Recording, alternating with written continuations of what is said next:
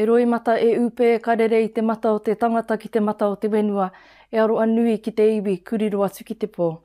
Nau mai rā i te tī, nau mai rā i te tā, ki te reo o te uru nei, e re ana he mi I kawatu ana ki koutou, tēnā koutou katoa. Nau mai ki tēnei wāhanga e ki Anei ko Te Kupu o Te Uru, e tui ngā kōrero no ngā pūrongo ku ua ake i te wiki nei.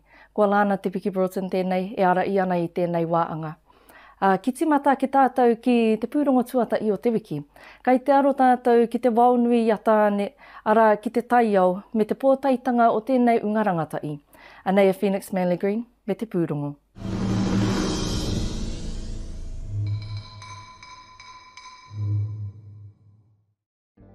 E rangi waka pōtaetanga I tū ki te oro ki waka urangi, mō ngā rangatahi I runga I tētai ōtaka, Taiao. Tupu te weu, toro te aka, tau te tāmore. E hare mai rātou I tēnei wā, ki te tiki o rātou tohu, o tō rātou mahi roto te Taiao. O mātou mahi roto te Taiao, ki te whakatipu rākau, ki te whakapaipai whenua, tapahi rākau, ki te hare nā mahi roto te nāhere, ki te whai atu nā kararehe. Koe rā te mahi, I mahi ana I roto tēnei roto I tō mātou rōpū. O te mea nui, kei te tautoko o mātou mahi I a tipu anuku, Ngāti Maru whānui. It's been great, yeah. I've been getting to know them for the last 17 weeks, so providing pastoral care for them on a Friday. I'll go and visit them wherever they may be. They're probably in the classroom or they're out in the field or whatever it may be, and getting to know them. And it's been real good. It's been a real great intake, and they've really gelled really well together over this. Even for the first couple of weeks, really, it didn't take long for them to gel together as a team. So it's been really great to hang out with them and getting to know them. A akua ngā piki me ngā eke o te rangi tuatahi, kei te ākuakua a Coleman, me ona te tukinga. Ki Atiawa tuku iwi, ko Pukitapu tuku hapu, ko muru rapatu tuku marae. Better than when I first started, now knowing that I've achieved what I wanted to achieve and that I'm ready to go earn money, make money. Ei tā waiwiri, whamatomato te tupu o tēnei ka ui rangatahi. I think it's great because not only it's nothing that we're doing, it's actually they're bringing themselves out, so it's something that they can do.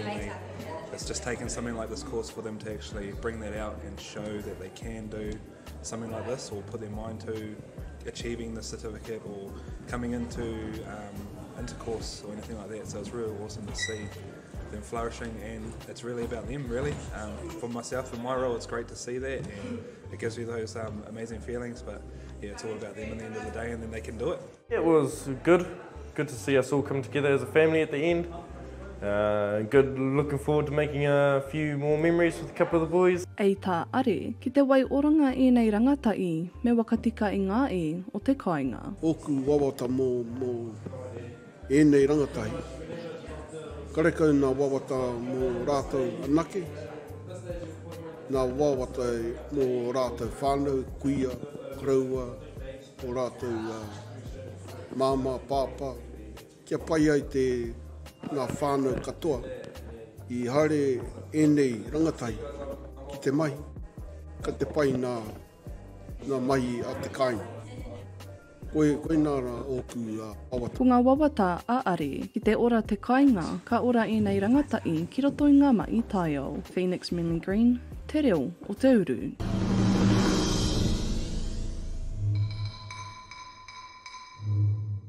Tēnā rā koe Phoenix I tō tai atu ki te kaupapa, ki te kapo ake I ngā kōrero, I ngā whakaaro, I ngā kare āroto o te unga rangatahi rā, me te unga nā rātau anō tēnei rangatahi I poi ki ngā pūkenga, ki ngā kōrero, ki te whakaaro nui, ki te kai o rātau ringa.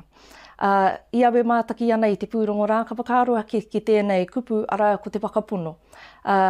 E ara I te mea e whakawāiti ana I ngā whakaaro te whakapuno ki te āi, engari ki tua o tērā, ko te whakapuno ki a koe anō, me te mō I o ka tāia e iau, te whakatutuki I ngā mea katoa I tēnei au ākua te āua o e rā moi a, e rā wawata ka tāia e iau. Ko te mō I o te inengaro, ka tāia. Engari, me mātau o ki te tinana ki tērā wakapono. ea ai pēnei ai te rere o ngā kupu nei, e wā ona ka mō i o te iwi whānui, ka mō i o ki te whānau o te i tangata, ka tāia eia, te whakatutuki i ōna wawata. Engari, mō tērā tangata tonu, e rangata i pea, e rangatira rānei, e ake rānei, e wā ona me rongo tērā tinana i tēnei mea, te whakatutuki wawata, e mātau anō ki aia anō. Oi anō. Koira ko te pōtaetanga o tēnei unga rangatahi ki ngā kaupapa Taiao. I tēnei wā ka uri te aro ki tēnei rōpū wakauru ora wenua, ara ko Tāmata Hauhā, Anei a eruera rerekura, e whakamārama ana i ngā kōrero mo te rōpū nei.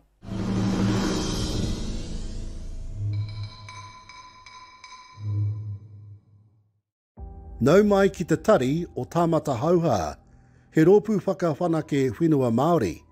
Ko Blair Jameson, te kaiwhakahaere matua, he uri aia no te rārua me ngā puhi. We are a whenua Māori investment company.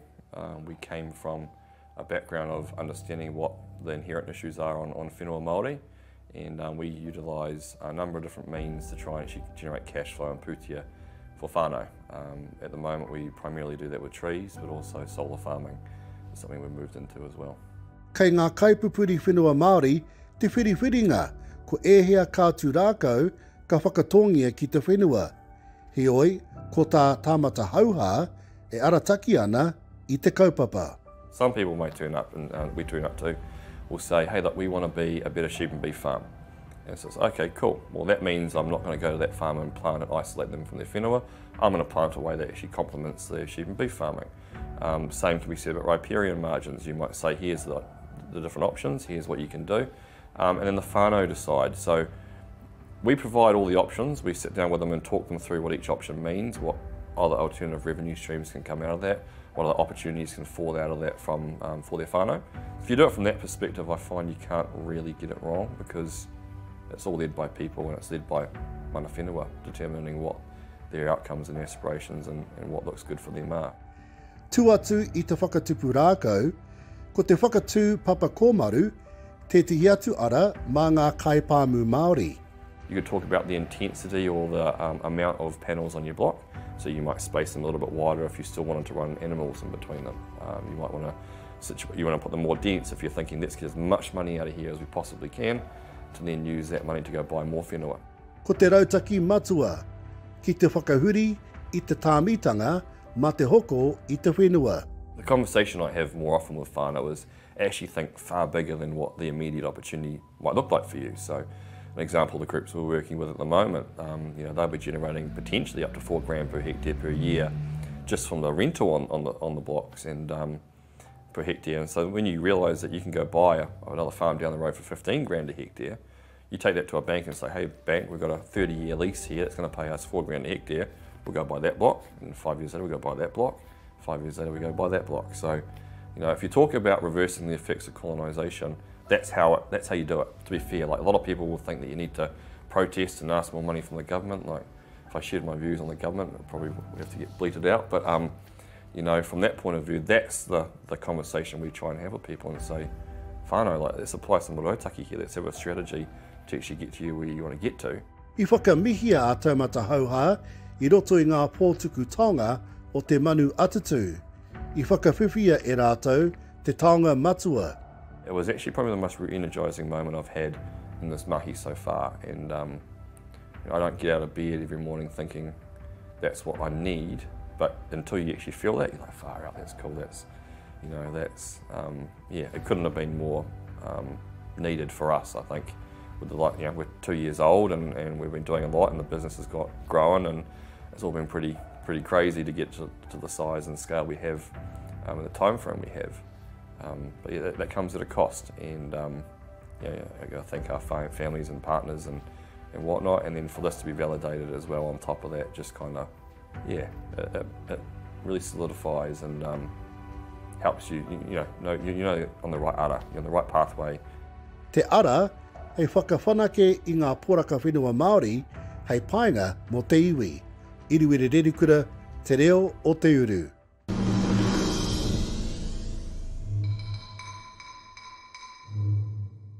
tēnā koe e rui tēnā pūrongo mō te rōpū e ki Anei ko Tāmata Hauhā. E wakaaro nui ana ki ngā whenua Māori me ngā wānau o runga i awa whenua, e wai ononga ana ki awa whenua, e pirangi ana ki te whai oranga no i awa whenua. Ku uri te ao, nō reira, ko ngā tikanga o nāia nei rangi me ngā tukanga o e nei rangi, ku rereke, kai te kōrero pūtea. E oranga kei roto i te pūtea mo te wānau, nō reira, ko te rōpū nei, ku kitea te wakatakotoranga o te whenua, ku rangona te ia o ngā kōrero o e nei rangi o tēnei rautau, me te āta whakarongo ki ngā wawata o ngā wānau ka tai atu ki rātou, me te whakaaro ka pē i a rānei, te tautoko i a rātou ki te whakatutuki i awa moi moia, me ngā āeinga i te rōpū nei, ki pakari ai te tū o te wānau, ei wai oranga mō rātou anō, tai rāno ki te uki waimuri.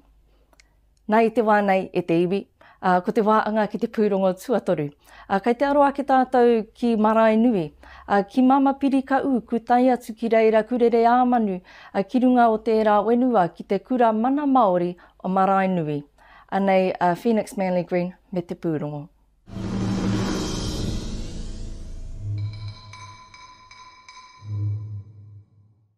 Tū mai rā te iwarau, po iritia mai te taitamawa ine o te kura kaupapa Māori o ngā tirohanga, ei mā ngai mō tō kura o marae nui. Nō reira e waia mama, rire rire au, pai mā rire. Ko te aroha o tana maunga i rongo.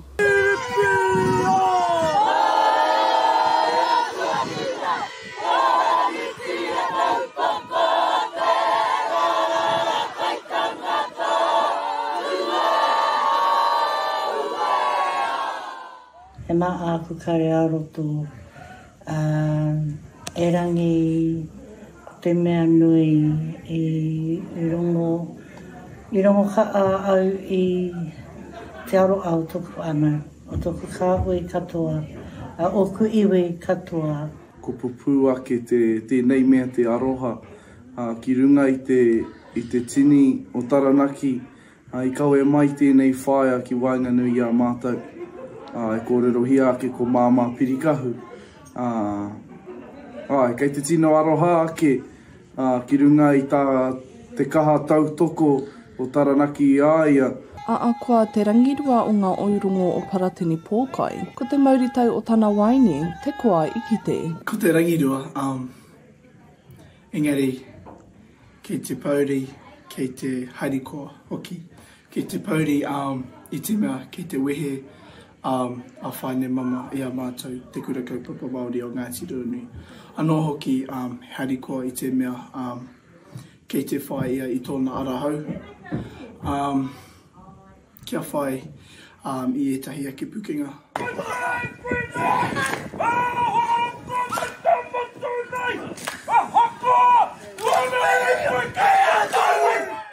Koa kei tawiti a Pirikahu e no o ana, a tōna wā ka oki atu ki te wā kainga.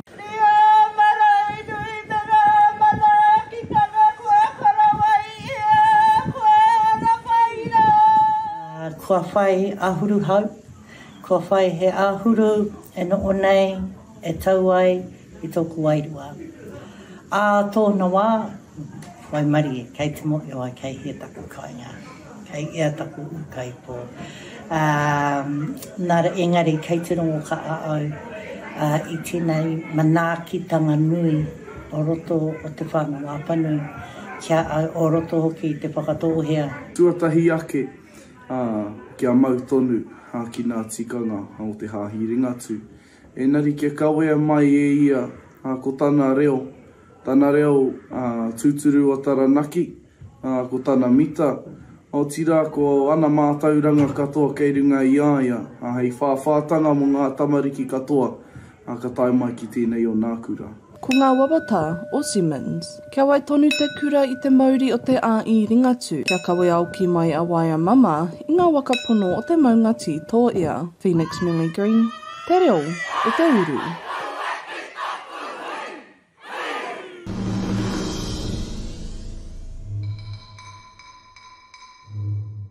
O Hoki mai te mauri i a koe Phoenix me Akumii. Ko Mama Pirikahu tērā kātai anō ka we i te kura kaupapa Māori o ngā tiroanui i ngā wiki tata nei ara ko te tini o ngā tiroanui rātou ko Mama Pirikahu ka eke atu ki runga o te mano o marae nui. Me te ringa ka tūwake ei pōwiri atu i tēnei ope ei wakatau i a Mama Pirikahu ki runga i te wenuara. Kare kore ka moke moke te tangata. I tana noo ki reira me te wāhanga i te kai ana ringa. Engari, e ākari nui kei ngā ringa o tērā unga mokopuna o reira. Kāre kore ei api i aia i te wā e moke ana ki tā nau kaipo. Ei roto i ngā marama kaki te tonu i a mama i tō tātou wenua ki runga o Taranaki tonu. E te iwi, kutai atu tātou ki te wāhanga ki kōrero i a ngā kōrero mo te pūrongo tuawa. Ko tēnei kaupapa, e aro nui ana ki te tii o te rai, me ngā wakamārama e ruera rerekura. Kei a koe.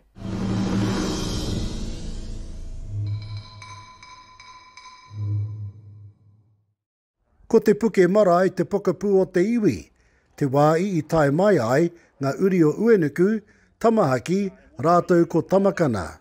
Kata i te rā tino waka ira i te tino waka ara mo te iwi o uenuku, kua roa rātou e parana i te huarai, ke tae atu tātou ki tēnei rā, te hainatanga o te wakataunga tiriti, te tihi o te rai. It's an awesome day, significant and iconic if you want. If I could cry, I would shed many tears for the years that many of our whānau have spent long before the last 10 years of the actual negotiations. So yes, it has been a long time coming. Ka whakawhiwhia e te iwi kia 3 miriona tāra mai te krauna, ka tukana e te minita take tiriti he whakapāha o kawa. Ioi, e mo i o kawana ia ki te wairua tu takarerewa ko pupu ake ki waenga i ngā iwi o te kāui maunga. The other local iwi, Ngāti Rangi, Ngāti Hauhā, some of those overlapping interests have taken quite a while, bit of effort to get through, but I think we finally got there. It's been a hard graft to actually even receive a mandate in the first place, where there was a lot of opposition. We had a lot of whānau who, a lot of claimants actually, for our particular claim. There were a lot of claimants, and each one struggled with how to bring them all together to create a mandate, to be united, to be as one, and that was part of the struggle of even getting here in the last 10 years. So as such, the negotiation was one thing. The struggle amongst ourselves as a people to be united was another thing. Mā te wakataunga, ka taia e te iwi, te anga wakamua. The things that perhaps have brought us or split us apart at times isn't things that this generation created just over time. And predominantly the Crown has been in the way, or the Crown has exacerbated those things and created divisions. But when we don't rely on the Crown process, but we rely on our own tikanga, those are the things that'll bring us back together again. The Crown recognises that its relationship with these three iwi has been on the basis of the Crown doing wrong to them for too long, and the Crown admits that and acknowledges it. And now with the redress that's provided, and particularly around the land and the chance for them to restore the land around the eco-sanctuary, it's a chance now to look to the future together with confidence and to build a different and better and positive relationship that will benefit their mokopuna. Apart from signing something significant, for me, that's a mountain that had to be climbed, so kia ora. Ka tika tau, ko eke ki te tii o te rai, iriwere rerikura te reo o Te Uru.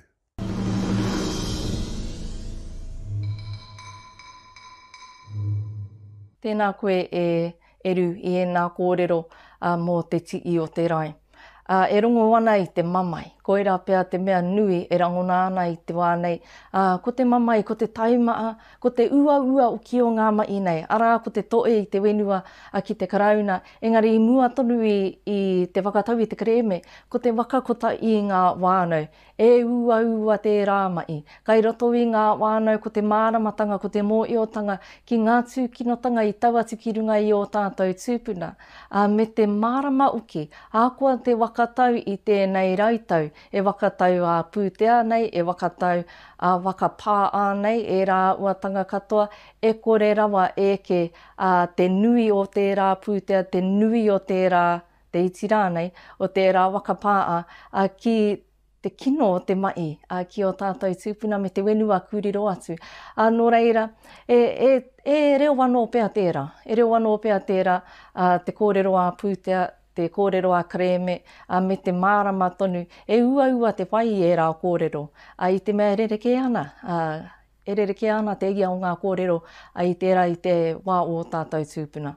Hoi anō, e aro anui o ki tērā, ka ua ake i te mamai nui, te mamai roa. E aro anui ki te iwi e noo ana i tēnei wā, me te whakaaro nui ki te uri waimuri. I tēnei wā i te iwi, ki aro ake tātou ki tēnei kaupapa whakaraura reo, waka i te reo, e kaupapa waka Māori te noo te reo i wānga i a tātou, ara ko te retirapa. Anei a Regan Paranihi, me taua pūrongo.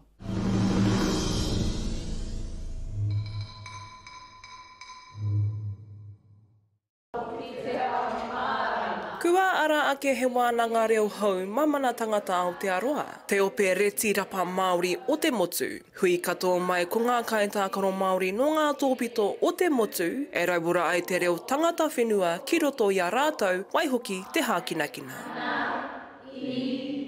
Ko te reti rapa tā mātou hākinakina, ko te mea matua o tā tātou kaupapa, ko ki te whakanui i tā tātou Māoritanga. I puta te whakaaro ki roto i te kapa nei kia whakatū he kāhui motuhake mo te hunga Māori. E hānea ai te noho o te hunga Māori ki te hākinakina. I pātai tētahi tauiwi ki tētahi o mātou. How ai me tū tētahi tīma Māori, tētahi tīma retirapa Māori. Nā reira, i wānanga mātou i pāna ki tērā pātai, i whakaaro ko te whakautu pai, nō konei te iwi Māori, nōku tēnei whenua, nā reira, he tino pai mō nā mokopuna ki te kite i nā kairetirapa Māori. Me te aha he kaupapa tēnei e whai wāhi ai te Māori, kia noho ki tōna au Māori. E nui ngā kaupapa huri noa tēnei whenua ātātau, ko te kaupapa Pākehā, ko te reo Pākehā, te kaupapa matua. Heoi, kei konei, ka whakaememi mai te Māori, kia noho Māori a ia. Kōrero i tōna reo, noho i raro i te atarau o nā tikanga. Ko te anamata kei te kōmata o whakaaro. Kia rite ai e nei ara mā a tātou tamariki e whai ake. Me a mātou ake hāpori ritirapa. Ai, he tino rereke nā taumata o te reo ki tēnei ropu, engari kei te tino hiakai, kei te tino hikaka mātou ki te ako. Koine noa te wānanga tuatahi o te tau, ka mutu e hia mō katoa te hunga nei, kia mārohi te tipu o te reo Māori ki tēnei hākinakina. Regan Paranihi, te reo o Te Uru.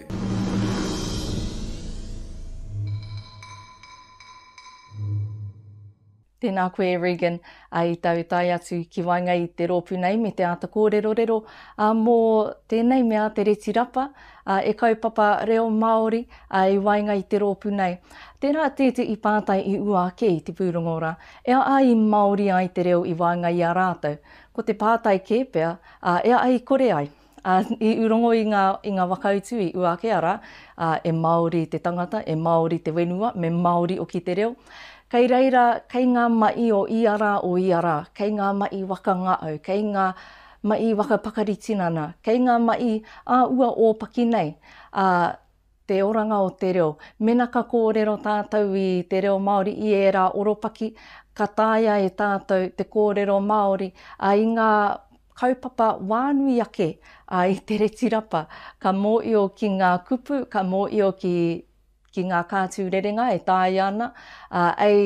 Ei tuku noa i te māngai o te tangata, karere noa i o tātou kāinga, karere noa i o tātou kura, karere noa i ngā tiriti, ka orapa aere te reo, engari ka tīmata i tēnei kākano whakatō ki wainga i tēnei mai, ara ko te reti rapa peangi, ka tīmata ki reira ara ka puā wai, ka puarere o ki taua reo ki wā i ke atu i te reti rapa.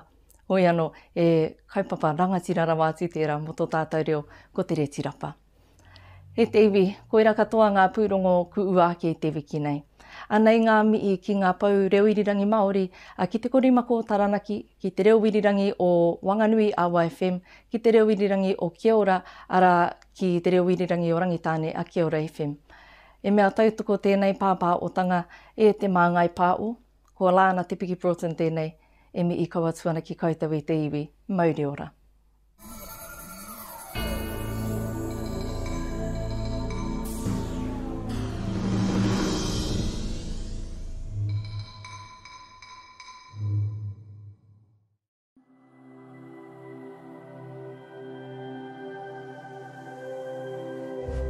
Ko te reo,